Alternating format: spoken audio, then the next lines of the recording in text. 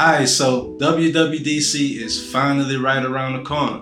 And I know for a lot of people that might not mean a whole lot, but for some of us, we've been waiting on this date for months now. So for those of you who may not be too familiar with it, WWDC is a showcase that's hosted by Apple every year in California, where they show off new software, where they show off new hardware coming to the market.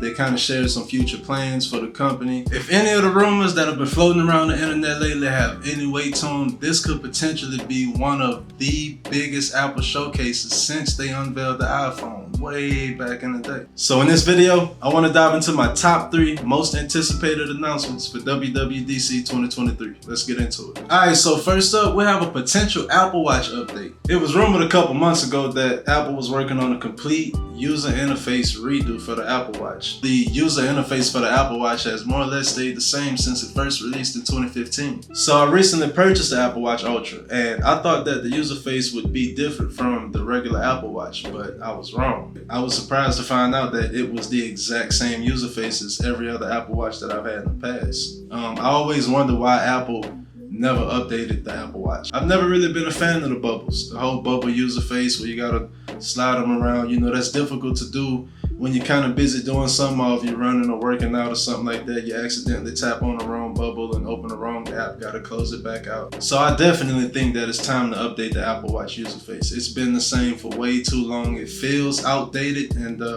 everything else has gotten some sort of user face update or facelift over the years, from the iPhone to the iPad to whatever, except for the Apple Watch. And to say how popular Apple Watches are, I'm kind of surprised that they kept it the same for so long. So according to Mark Gurman, Apple has kept the 2023 lineup of Apple Watches to a minimum as far as the changes to the hardware, so they can focus on the software. And I hope that in return we get a dope update out of it. And you know, I think it's time for a new Apple Watch update. It's been the same for way too long now. I'm tired of seeing it. It's not user friendly at all. I never liked the bubbles. I've never been a fan of it. They definitely should have widgets. It should be a lot easier to get to specific apps and things that you need to look for. So I'm definitely keeping my fingers crossed that Apple gives us an update on WatchOS 10, maybe show off some things, widgets, the new interface, give us something about WatchOS 10. So yeah, man, I'm most definitely gonna sit back and keep my fingers crossed come June 5th in hopes that that Apple decides to give us this new WatchOS update, because it'll be much appreciated for sure. Alright, so moving on to number 2. The next thing on my most anticipated list would have to be the 15-inch MacBook Air. Yeah, so it's been rumored for the past couple of years that Apple has been planning this 15-inch MacBook Air for a while now, and it's rumored that it's hit some assembly lines and things like that. So I think that when this thing drops, it's gonna sell like hotcakes for sure. I feel like this new 15-inch MacBook Air would be the perfect laptop for 90% of people out there. The majority of people who have a MacBook Air, the 13-inch now, would love a slightly bigger screen. And also another positive about this new MacBook Air is that it should have the best battery life out of all the rest of Apple's laptops. So that's definitely another plus. Yeah, so expect this thing to get announced at WWDC and possibly release a couple weeks after that. I could definitely see that happening. Like I said before, this thing is gonna sell like crazy. A lot of people who currently own the 13-inch MacBook Air would want nothing more than to have a 15.5-inch MacBook Air with the same specs. M2 chip, same gigabytes of RAM. I currently own the MacBook Pro with the M1 chip, and I typically leave it on my desk or somewhere around the crib. I don't really bring it outside too often. I could definitely see myself getting a MacBook Air, the 15-inch. I thought about buying the 13-inch MacBook Air, but I personally felt like it was too small for me. This 15-inch MacBook Air would definitely fit my current needs for a laptop, as far as a mobile laptop. I'm not sure what the current speculations on the prices will be, but I'm sure we'll find out in a couple days. I've definitely been waiting on this thing for a while now. This is why I've been holding out from buying the 13-inch, because I've kept hearing rumors all around the internet saying that Apple, sooner or later, they're going to be releasing the 15-inch MacBook Air. And I guess we're finally here, so you know, I'm definitely here for it as soon as it releases. I definitely plan on doing a review in the future, so if that's something you might be interested in, make sure you hit that subscribe button. I wouldn't expect any type of wild design changes with this 15-inch MacBook Air. It should be the exact same build as the 13-inch, just with a slightly bigger screen. That's going to catch a lot of people's attention, and that may possibly pull a lot of people away from buying the MacBook Pro. Yeah, so I'm definitely keeping my fingers fingers crossed again that we finally get this thing unveiled and released to the public, because I'm copping. And finally, last but not least, the Apple headset.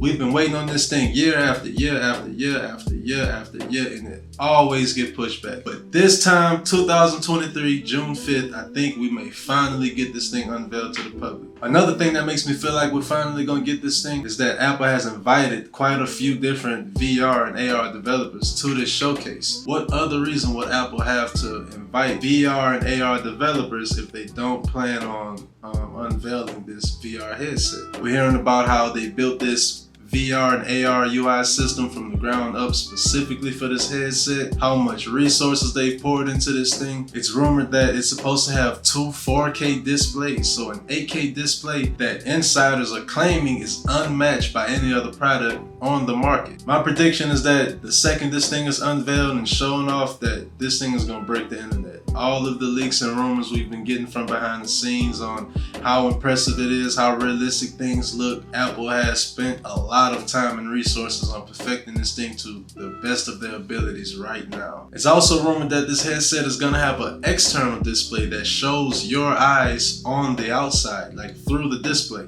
I'm not too sure how that's going to work. I'm curious to see how Apple pulls that off, because just thinking about it, it sounds kind of weird. But I'm definitely here for it. I want to see, how they manage to make this thing work. This headset is also reported to not have an internal battery. It's gonna have an external battery. And I know that doesn't sound Apple-like, and if they have decided to not put the battery in the headset, it must be for a great reason. This is so un-Apple-like, to have things dangling and hanging off and just extra components that kind of affect the neatness of everything. So I definitely want to see how Apple pulls this thing off. It's supposed to be one of the lightest and most comfortable headsets on the market. The materials of this thing are made up of aluminum, glass, and carbon fiber, and we all know how lightweight and durable carbon fiber is. So this headset could be lining up to be one of the best on the market. It's rumored that it's supposed to be released for around $3,000. That hasn't been confirmed, but judging from all the components, everything comes out to between $1,500 and $1,800. So a lot of speculators have kind of come to the conclusion that Apple may charge somewhere between $2,500 and $3,000 for this headset. I can definitely see that, because I don't think that this headset is